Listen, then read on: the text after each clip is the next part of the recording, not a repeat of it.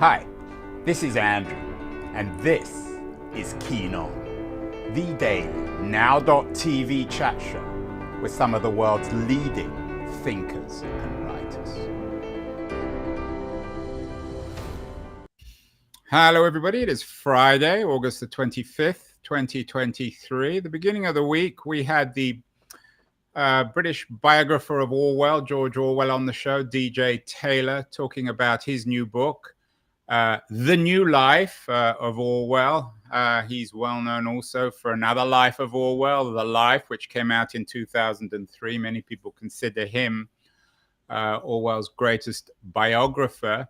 My guest today, Anna Funder, read a lot of Orwell biographies, but her new book, WIFEDOM, isn't about Orwell himself. It's about his wife, Mrs. Orwell, who she believes is an invisible woman. She's brought her back to life. And Anna is joining us from a hotel room in Paris. Anna, tell me what you learned or didn't learn from reading all these Orwell biographies back in, I think, 2017. That's a good question. Hi, Andrew. It's a pleasure to be on your show. Yes, I went on an Orwell reading jag. So I've been a student of 20th century tyranny and a big fan of Orwell's, if I can put that in the same breath, for a long time. There are 6 major biographies of Orwell before this renewed one of DJ Taylor's. They include one of DJ Taylor's. And they were written and published between the early 70s and 2003. And I read all of those with great pleasure. They're all fantastic. But then I came across 6 letters from Eileen O'Shaughnessy, Orwell's first wife, to her best friend. And they were only found after those biographies were all published. They date from the beginning of the marriage, from the end of 1936 to the end of the marriage in 1945. And the first one of them was written almost 6 months after the wedding. Eileen and Orwell have been living in a tiny, decrepit cottage with no electricity and one indoor cold tap. And she's been doing all the work so that he can do his writing. And she sits down to write to her friend and she says, "Dear Nora, I'm sorry it's taken me so long to write to you, but we have quarrelled so continuously and really bitterly since the wedding that I thought I'd just write one letter to everyone once the murder or separation was accomplished." And that was so hilarious to me that I turned back to all these biographies with the question, why is she such a vague and miniaturized presence in them? She's the wife of his great creative period. She went to Oxford. She has an English degree. Orwell didn't go to university. Why does she want to kill him? And what are these fights about in the early days of marriage? And the biographies say things like, the early days of marriage were idyllic for Orwell. He was never happier before or since. Conditions were perfect for him. And I just thought, in between the conditions which are perfect and made without a named creator, and the woman who's making them, who wants to kill him, maybe there's room for a book. Certainly is room for more than one book, perhaps. I love the subtitle, Anna, of the book, Mrs. Orwell's Invisible Life. Of course, it brings up the specter of visibility. Orwell famously warned about visibility in 1984, camera in every room, being watched all the time. Winston Smith, the hero of 1984, all he longed for was invisibility. Is there an Orwellian quality to this notion of invisible life? I'm interested in the way that women, and particularly wives, in this case of a great man, are written out of history, and the invisibility of the work that women do. So I think that, I was very interested in discovering Eileen, and I read all the biographies, their sources and their footnotes, and then went and found what they had left out. And the reasons, and speculate then as to why you would want to make Orwell's mother and aunt minor figures in his life when they were suffragettes, Fabians, feminists. His aunt was arrested with the Pankhursts and ran a literary salon in London. to which luminaries of the day like Chesterton and H.G. Wells and Nesbitt came. So reading the biographies again, you wouldn't know that that was his intellectual and political inheritance. You know, we learn really mostly about his father's line, and they were, you know, minor civil servants of empire with no particular intellectual or political interests. And then there's the kind of invisibilization of Eileen and the way that she saved his life in the Spanish Civil War and her contribution to his work, which in the case of Animal Farm is really obvious and was enormous. So it's those sorts of invisibilities that were interesting to me. And I draw a really long bow and say, let's look at this marriage of 80 years ago, and let's look at how it's been represented right up into the 2000s, how this image of the man who did it all alone has been constructed, effectively making these biographies fictions of omission. And then I got permission to use these letters, and I thought I can write her in her own words, really, and in mine, in scenes, back into history. So it's a really gendered invisibility that I'm interested in. It's not in particular Orwell thinking that, Winston was censoring the news. Although in 1984, I have to say, Winston sits up in the ministry deleting the news and changing it. And Orwell based the building in which Winston works on a building that Eileen had worked in. She worked to support them during the war, and one of her jobs was at the Department of Censorship in the Ministry of Information. And that department was in Senate House in Bloomsbury. And Orwell took that building as his model for the Ministry of Truth, i.e. lies, in 1984. So it's been a fascinating and exciting bit of literary and historical and biographical detective work trying to see an invisible woman in particular and women in general. Yeah, I went to that college also. I was at school at Senate House, which was its claim, or remains its claim to fame, an appallingly neo-Stalinist style building in Bloomsbury.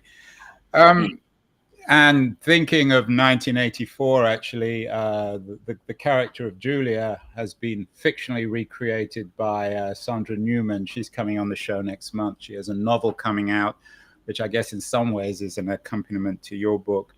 In my conversation, Anna, with DJ Taylor, I asked him about Orwell's attitude, treatment of women, and he said that he was very awkward, very uncomfortable. When I think of Orwell's work, I mean, you brought up you brought up the early stuff in Burma. Did he ever write explicitly about women? He wasn't very good at writing about people, and that's what women closest to him said, and very good readers. And it's clear in his work, in all of his work except for Animal Farm, basically, there is a stand-in underdog Orwell figure. So there's John Flory in Burmese Days, or Winston in 1984, or Gordon Comstock and Keep Daffodils Flying. So he didn't really have the gift of seeing other people.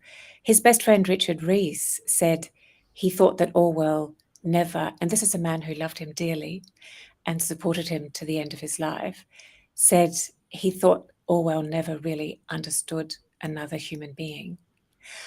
Whereas Eileen was somebody who her friend Lettice Cooper said, who was a novelist, said of her, she saw through people. She listened to what people said, and people's faces and manners were glass to her. What she saw were their feelings. And I think we see this influence of hers on, in particular, Animal Farm. It wasn't my, main focus to sort of look at him really, or even his work. But just as she wrote in 1934, before she met Orwell, a poem called End of the Century, 1984, which imagined a dystopian future of telepathy and mind control. it's interesting to speculate on her influence on his work. He wrote 1984, long after the marriage was over, and maybe the title is some sort of homage to her. But with Animal Farm, they wrote it during the war, or he wanted to write an essay critical of Stalin because they had fled Spain with Stalinist agents at their heels, almost literally. Stalinist agents had issued a warrant for their arrest, and they were likely to have been killed. And Eileen, very cleverly and at great danger to herself, managed to get visas in their passports to get them out of Spain. Orwell remained terrified of communists his whole life and started to have a Luger that he kept around the house, loaded, for instance. And in 1944, he thought he would write an essay critical of Stalin. There's obviously a lot then as now to be critical of Stalin about. But Eileen had very, very keen political instincts. And she said, perhaps because she'd been working at the Ministry of Censorship, Stalin is helping us win a war at the moment. You will not be able to get an essay critical of Stalin published now. So instead, she had studied under Tolkien. She knew a lot about fable structure and was a really good writer. And instead they set about writing this satire fable of Animal Farm. And that is the one work in which there's not an Orwell underdog stand-in figure. It's an ensemble cast, and all the characters are really deftly drawn, including the female characters. So that's a very specific outlier in all of his work. I have to say about Sandra Newman, I just did the day before yesterday an interview with her and Adam Biles, who is a novelist who works here at Shakespeare and Company in Paris. Adam has written a book called Beasts of England, which is a sequel, kind of imagined, of 1984. And Sandra Newman was there talking about Julia, her novel, imagining Julia in 1984, which sounds amazing. Yeah, I'm looking forward to talking with her. Your publisher, and sometimes publishers write things without the permission of their author, describes the marriage of Eileen and Orwell as one of the most important literary marriages of the 20th century. Do you think that's true? I mean, I assume it's true. I mean, you've noted her influence on Animal Farm. What is a literary marriage? And was it a literary marriage? What kind of marriage was it? It was a very interesting marriage, and it's one that hasn't been looked at before. And that's interesting too, because Orwell didn't go to university. He went and was a policeman, so really kind of low-level frontline worker in the colonial empire in Myanmar, then known as Burma.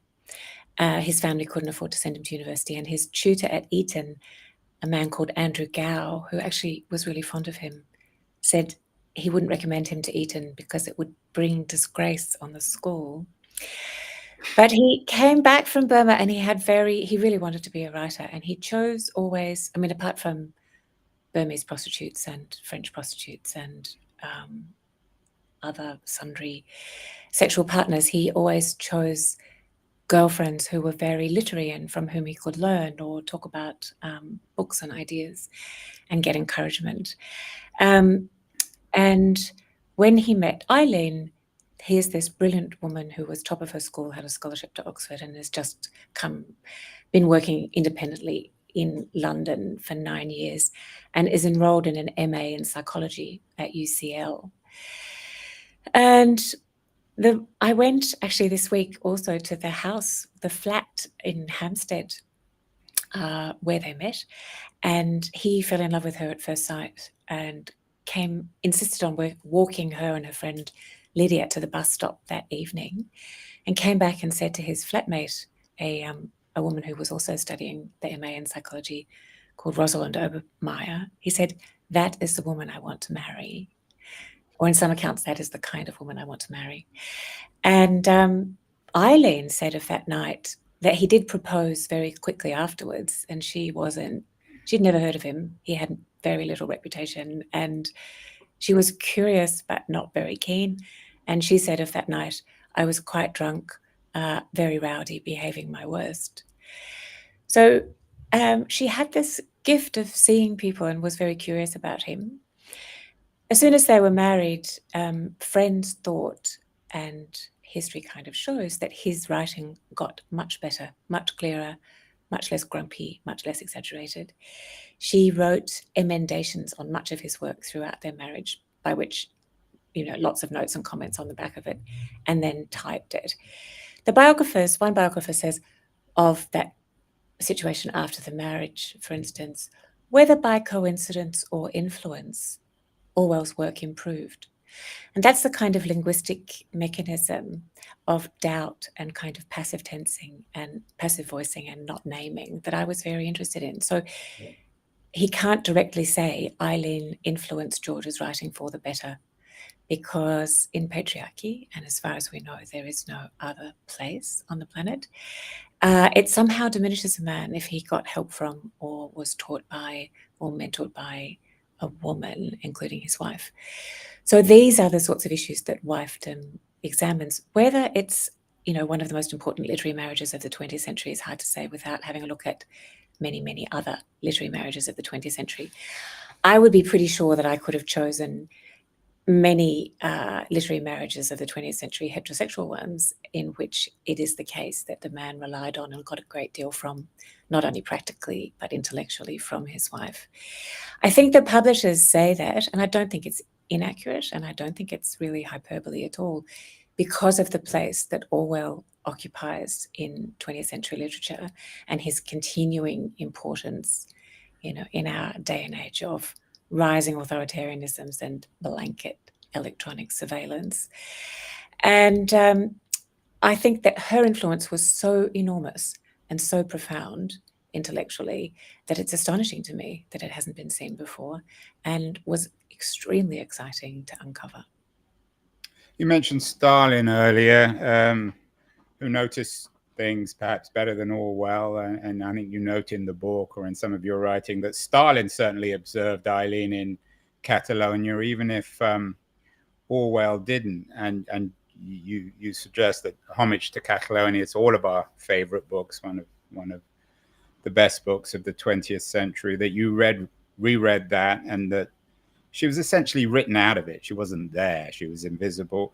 Why do you think Orwell didn't mention? I mean, even when you think of what you call patriarchy, I mean, D.H. Lawrence's work is full of references to his wife or wives or women, and he was certainly no feminist. Why did Orwell? Did he just was she invisible to him, do you think? She was vital to him. So in Spain, you can read Homage to Catalonia a couple of times and not really register that Eileen is there. I spent, to my shame, longer in Spain trying to, writing the Spanish passage of this book. I did travel to Spain actually with the son that Eileen and Orwell adopted, Richard Blair, at the beginning of writing this book. And he and the son of Orwell's commander, Quentin Kopp, organized a small tour. We went to the trenches where Orwell fought and through the streets of Barcelona, past the Hotel Continental where Eileen lived. Eileen had an important political job in the Spanish Civil War. She was a so-called secretary at the headquarters of the political party in Barcelona, the International Labour Party, that Orwell was fighting for. He was a militiaman off in the trenches, bored out of his mind, literally trying to put his head above the parapet to get a bullet to hit him, which he was eventually successful at. And she was working in propaganda for the party. So she knew what was happening at the front, because she and her boss, Charles Orr, an American economist, were turning it into rather more glorious bulletins about the achievements of the ILP and the POUM. She was responsible for supply to the men in the trenches, all the things that they needed, and communications, getting their letters and parcels back and forth. She organised for her sister-in-law, a doctor in London, to drive a big car over from London full of medical supplies. She lent the big boss, John McNair, the head of the party, money, because he, like the party itself, was broke. And she knew there were Stalinist spies in her office and in the hotel where she was living. She didn't know exactly who they were. but she knew that they were there. She had very good political antennae. When Richard Rees, again, Orwell's best friend, visited, he thought at a particular point, he comes up to the office to see Eileen and he wants to take her out to lunch. And she says, no, I can't go with you. And he thinks that she's, I don't know, being kind of self-deprecating or too busy, or he says, you have to come with me. And then she takes him out into the corridor, out of the office, so whoever the spies are in the office can't hear, and explains to him that that it will be a danger to him to be seen with her if they go out to lunch. So she knew she was a target. When Orwell does get shot, she goes to the front and looks after all of his healthcare and transfer to hospitals and so on. He spends 2,500 words in Homage to Catalonia describing being shunted about on the backs of trucks like a bag of bones and abysmal nursing care and complaining about all these things. He doesn't say that his wife was there helping him and organising that. And at the end, as I mentioned before, at some intense danger to herself, after she's had a Stalinist raid in her room, you might remember, if you remember the book, of 6 Spanish policemen raid her room, and she has put the passports and checkbooks under the mattress. And then after that, she has to go to the police headquarters while Orwell is kind of hiding with McNair on the run, and front up to where those police were sent from to get the visas and the passports to get them out. When they did manage to slip out of Spain, and as they were going back into England, a warrant was arrested by the Stalinist forces in both of their names, so for Eric Blair and Eileen Blair. And it said that it was for high treason, and they would likely have been killed if they had been arrested. So I suppose I say all of that because there was a lot for me to find underneath Orwell's erasure of her in Homage, and underneath the biographer's erasures of her. So DJ Taylor, who you had on last week, his reference, he is obviously mostly concerned with Orwell, but for someone who wrote a book about their experiences in Spain, he writes, it would be interesting to know, once you know that Eileen was there working at headquarters, you would think that it might be something that you would be curious about, perhaps to have a look at, as I did.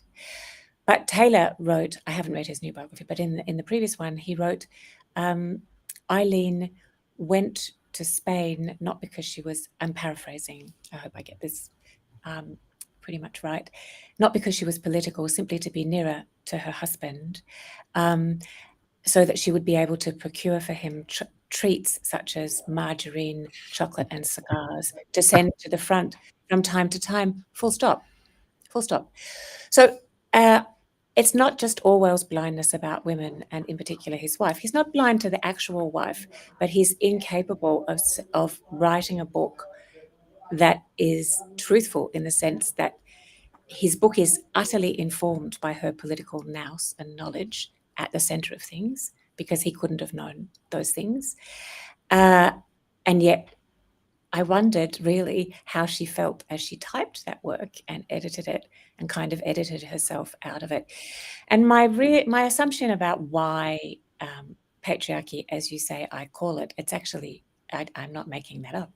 Patriarchy is just patriarchy. It's a system in which men are central and women are peripheral. And as far as we know, there's no place where that doesn't apply in terms of money or time or power on the planet. And that mechanism of making men central is also about making women less than central or not visible, whilst getting a lot of help from them in many ways. So I'm looking at this particular man and woman 80 years ago and the making of the work, but also about the mechanism, because it still applies today.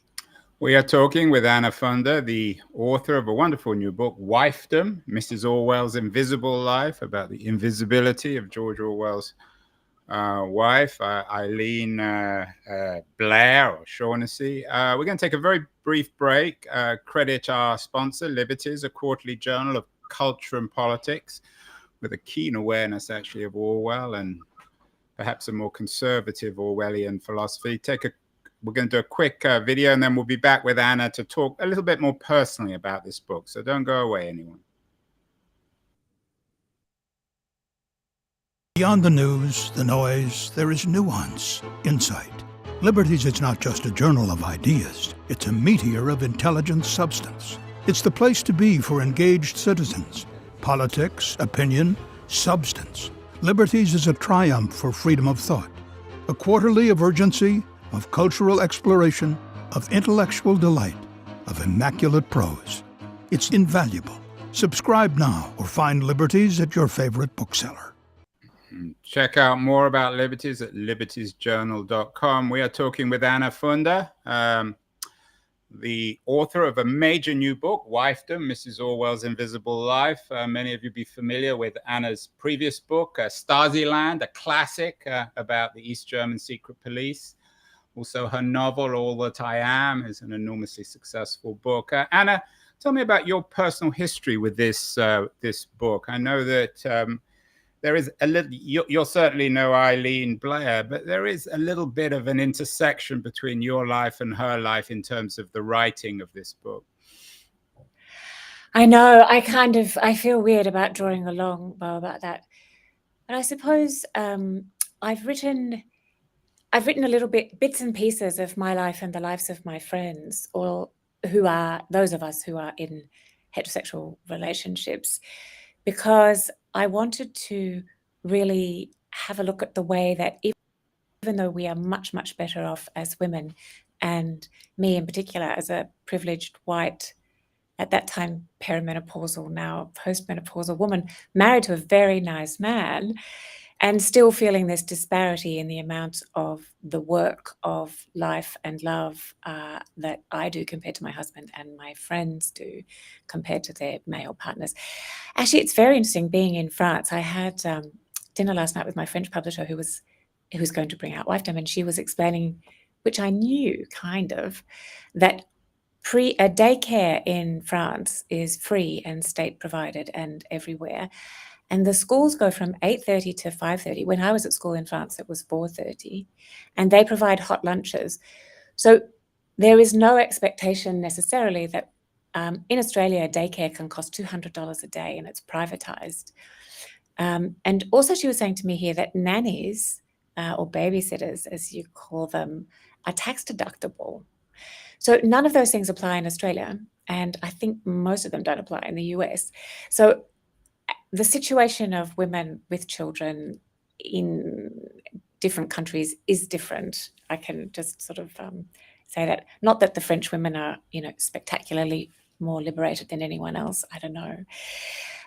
So I found myself at this point where I thought, I'm actually weirdly, I tell you how it started. I found, not the book, but this particular aspect of private life and representing their private life and kind of using my private life, very different as it is, and that of my friends, to draw these parallels about invisibility and about invisible and unsung labor of women.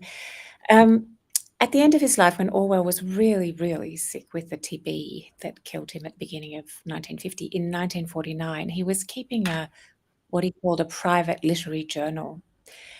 And in that journal, he sometimes put entries in the third person. Sometimes they were about like his mother and aunt and their suffragette feminist friends and conversations that he'd overheard as a child. And one of these remarks was also in the third person, and it was about women. And he wrote, you've got it. I'm going to paraphrase, but you've got it up there on the screen. Yeah, but some people will be listening, so you need to. I mean, I have to admit, this was the most breathtaking statement I know. make. So to tell us what he says or what he wrote. Yeah, so he said, as you've got it there, I can do it more accurately now. There were two great facts about women which you could only learn by getting married, and which flatly contradicted the picture of themselves that women had managed to impose upon the world. One was their incorrigible dirtiness and untidiness. The other was their terrible, devouring sexuality. He suspected that in every marriage, the struggle was always the same. The man trying to escape from sexual intercourse, to do it only when he felt like it or with other women. The woman demanding it more and more and more and more consciously despising her husband for his lack of virility. You know, you laugh. A lot of people have laughed when I've been touring for 6 weeks now, Australia and the UK, and people do laugh. I think it's Well, very it's a chilling uncomfortable. laugh, Anna. I don't think it's particularly funny, but I don't No, know what else you're supposed right. to do. I mean, it's absurd laughter that Orwell would write anything so, I guess, un-Orwellian, or I don't know what or un-Orwell like. I mean, it's not the kind of thing you would you have. I mean, you know a lot about the man. Were you surprised when you came across this? I was really saddened, you know, because it combines a kind of paranoia, the thing that they don't tell you, you know, who owes it to him to be told about women? And then he only ever lived with one wife. So these comments refer to Eileen. So he's saying disgusting dirtiness, untidiness, and sexual voracity, sexual appetite. And I thought, well, how was it for her? Probably too much cleaning and not enough or not good enough sex. In fact, just after the marriage, she told an ex-girlfriend of Orwell's, Mabel Fields, who was an older married woman who had helped him enormously, found him his first agent and got him published, first publisher, and really encouraged him. And Eileen had said to Mabel, she thought that Orwell had had too much sex before marriage. And quite understandably, the biographers don't know what that means. And I'm not sure what that means either. And one of them says maybe he was too rough. Another says maybe he was jaded and unresponsive. But all of these things, when I was reading them, made me think, I don't want to go there. I don't want to go into his private life. He would, you know, he if he's not already rotating in his grave, he would really hate that. And I would hate it if someone did that to me. But then I realized that a man's private life is where a woman lives. And to actually find Eileen and uncover her from his erasure of her and the biographer's subsequent erasure of her that dates up to now, I would have to go there. I have to find out how she lived. I have to find out who was doing the work and what their intimate life was like as much as I can. So really, even though it's disturbing, that quote, it sort of gave me permission to go in there and find her. I think Orwell wasn't very interested. He didn't really understand people, as we mentioned before, much as he was charming at parties and women liked him and were curious about him. I don't think he was primarily sexually interested in women. Yeah, he probably, DJ suggests, he didn't say this, but I implied from what he said that he preferred his chickens and his goats to his women. I think he preferred men to women. There's no real beating around the bush about it. You mean sexually or just in everything? Yes. Yes, I mean so you sexually. think that Orwell was, in practice or just in theory, a homosexual? I think Orwell was enormously, vitriolically, extremely for the day homophobic. So his definition of decency, a core Orwellian value, has to do with integrity in the way that we would understand being the same inside and out, the usual sense of decency or integrity. But also he uses it sometimes to refer to heterosexuality. He thinks that there's something indecent about homosexuality. Of course, he went to Eton. He was in love with a boy at Eton. Homosexuality was common there.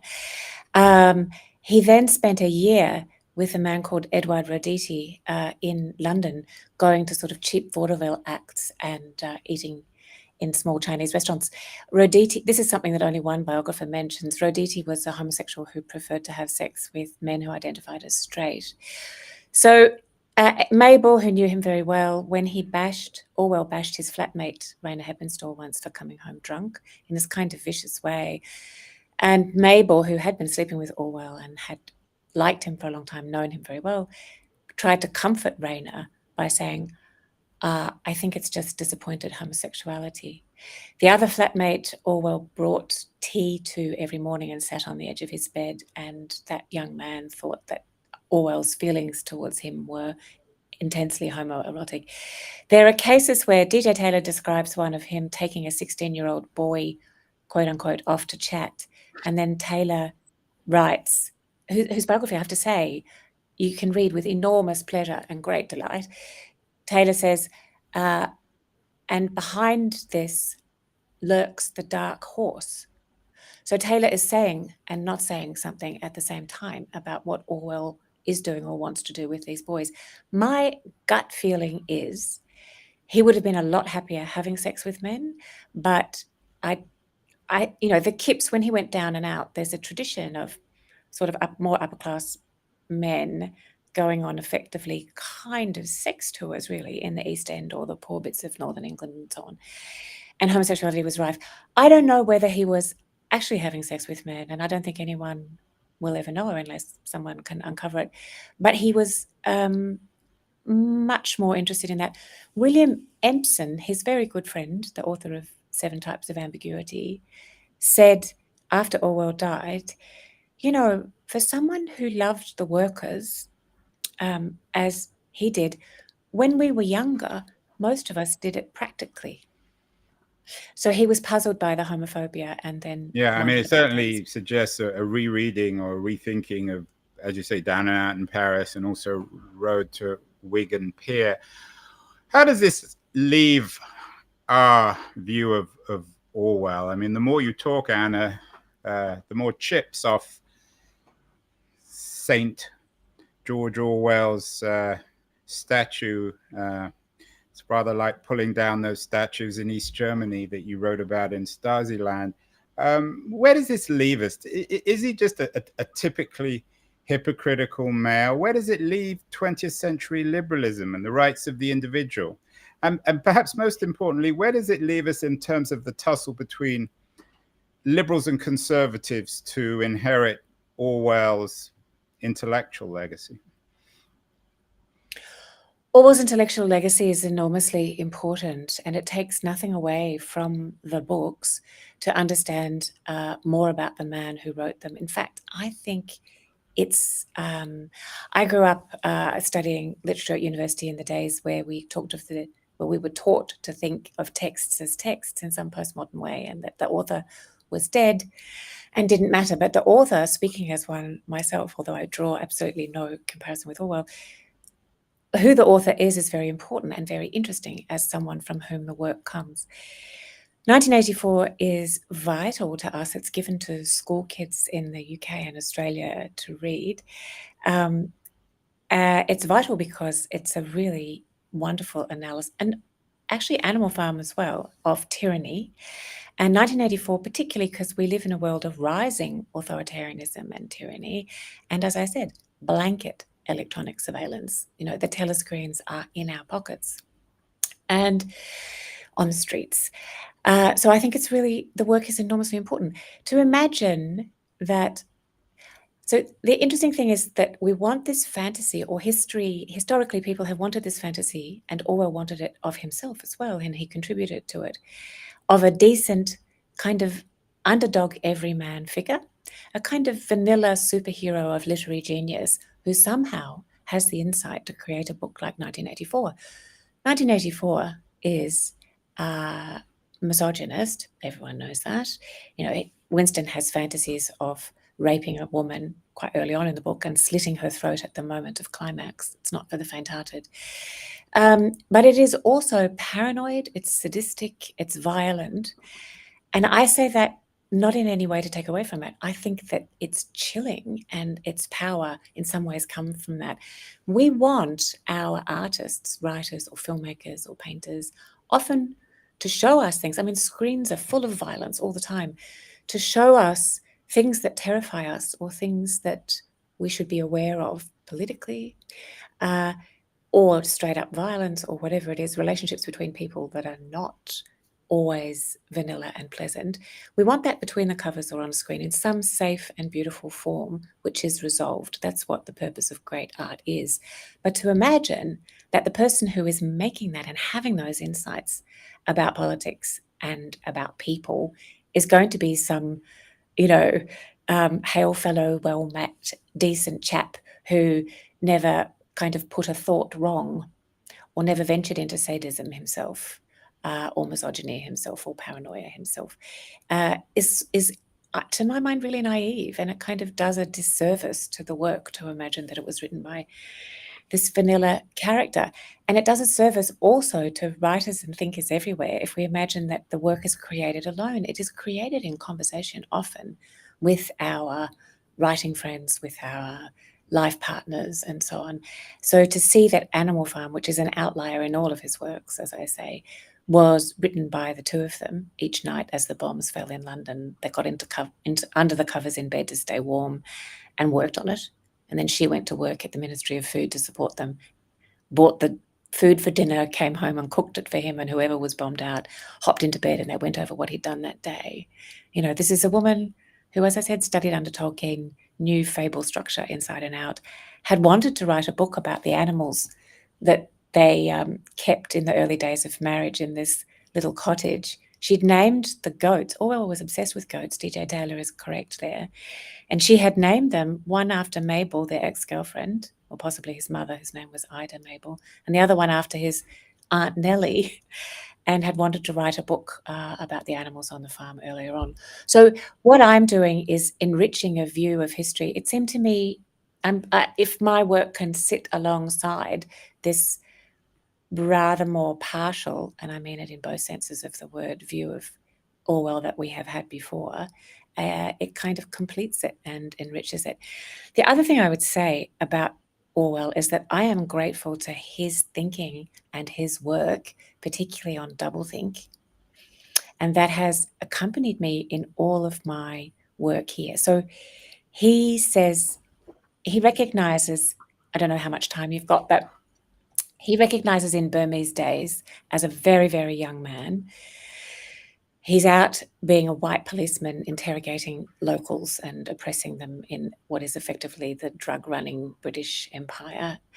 And he goes to clubs and sees that the white men there imagine themselves to be decent, all the while treating the local population, who are effectively enslaved and brutalized, as subhuman and saying unbelievably racist things about them. But all the while, they imagine they are decent. And then in 1984, he expresses this so clearly in the idea of doublethink, which he says is the idea of holding two things in your mind at the same time. One of them is conscious, and the other has to remain just below the level of consciousness, because if it rose up to the level of consciousness, it would bring with it, he says, a feeling of guilt. So those ideas are bookending his work as a very young man and then as a dying man writing 1984. And for me, you know, patriarchy is the doublethink that allows us to imagine that a man wrote all of this alone and that the woman can be existing just below the level of consciousness, because if she rose to the top or some equal level, or we had to see her, it might somehow take away from him and make him feel guilty. So there's no point cancelling him or anyone, I don't think. That's some other kind of tyranny that, and from there, no art comes. I think we need the ideas, we need the work, and we need to see